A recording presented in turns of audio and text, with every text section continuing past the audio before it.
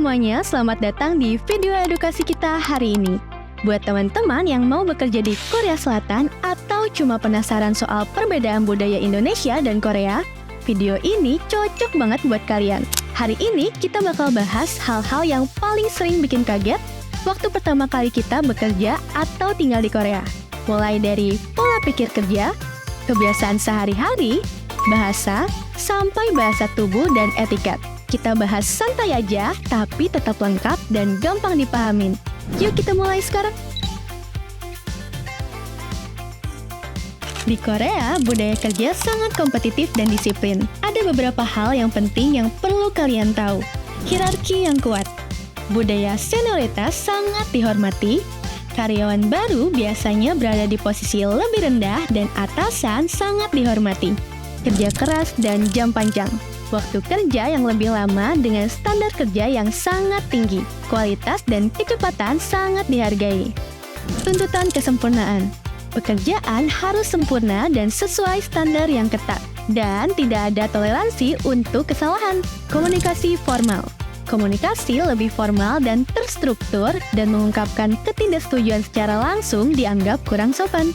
Jadi, penting untuk siap dengan budaya yang sangat terstruktur, disiplin, dan menuntut kesempurnaan di Korea. Selanjutnya, kita masuk ke culture shock. Culture shock adalah kondisi ketika kita bingung, kaget, atau enggak nyaman karena ketemu dengan budaya baru yang berbeda banget dari kebiasaan kita.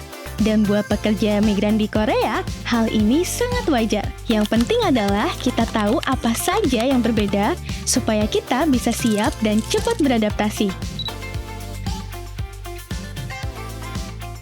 Sekarang kita masuk ke bagian pertama, yaitu pola pikir kerja. Ini yang paling sering bikin shock. Di Korea, budaya hierarkinya sangat kuat. Karyawan baru biasanya diposisikan paling bawah. Sering dianggap belum tahu apa-apa dan kadang memang suka diremehkan. Lalu orang Korea terkenal dengan kerja keras dan standar kerja yang tinggi. Mereka cepat, fokus, dan hasil kerja harus sempurna.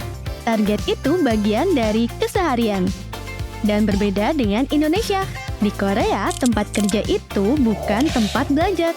Perusahaan berharap karyawan baru langsung bisa bekerja. Adaptasi dilakukan sambil bekerja dan tidak ada jangka waktu.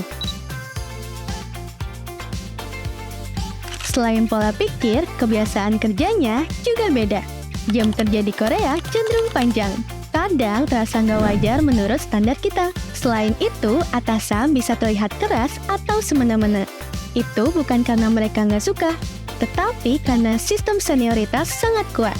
Lingkungan kerjanya juga kurang bernuansa religius. Mereka memisahkan urusan kerja dan beribadah.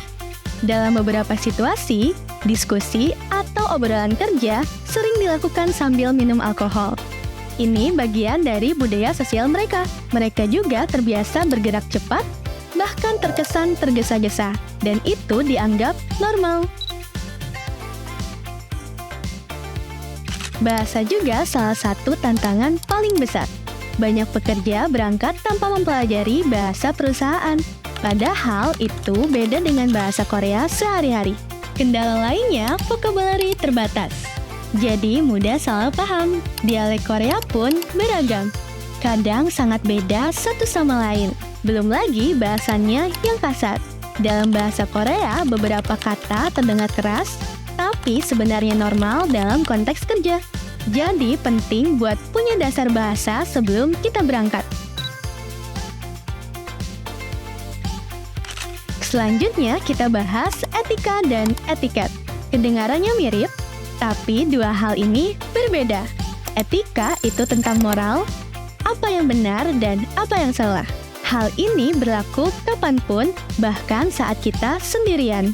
Sedangkan etiket itu soal sopan santun, cara kita bersikap di depan orang lain, dan ini sangat dipengaruhi oleh budaya. Indonesia dan Korea punya etika dan etiket yang berbeda. Jadi, kita perlu memahami cara mereka menghormati orang lain, cara berkomunikasi, dan cara bersikap. Ini bagian yang paling menarik dan sering bikin salah paham, yaitu bahasa tubuh. Contohnya, kontak mata. Di Indonesia dan Korea, menatap orang tua terlalu lama dianggap menantang. Thumbs up. Di Indonesia artinya oke, sedangkan di Korea artinya nomor 1 atau yang terbaik. Cara menghitung. Orang Korea melipat jari dari ibu jari ke kelingking, sedangkan orang Indonesia membuka jari pakai 2 tangan. Gerakan tabu. Indonesia tabu menunjuk pakai jari tengah, sedangkan di Korea ada gerakan memakai jempol di antara telunjuk dan jari tengah yang bermakna seksual. Lingkaran jari atau simbol oke. Di Indonesia artinya beres, di Korea artinya uang, melambaikan tangan. Di Indonesia artinya selamat jalan, di Korea itu artinya ayo mendekat. Cara salam. Indonesia pakai jabat tangan atau cium pipi, di Korea membungkuk dulu, lalu jabat tangan. Dan yang muda harus menunggu yang tua mengajak dulu.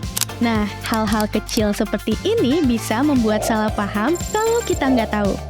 Jadi, itu tadi perbedaan budaya Indonesia dan Korea yang penting banget untuk dipahami.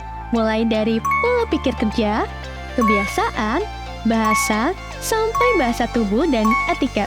Dengan tahu perbedaannya, kita bisa lebih siap, lebih cepat beradaptasi, dan bisa bekerja dengan lebih nyaman. Terima kasih sudah menonton sampai akhir.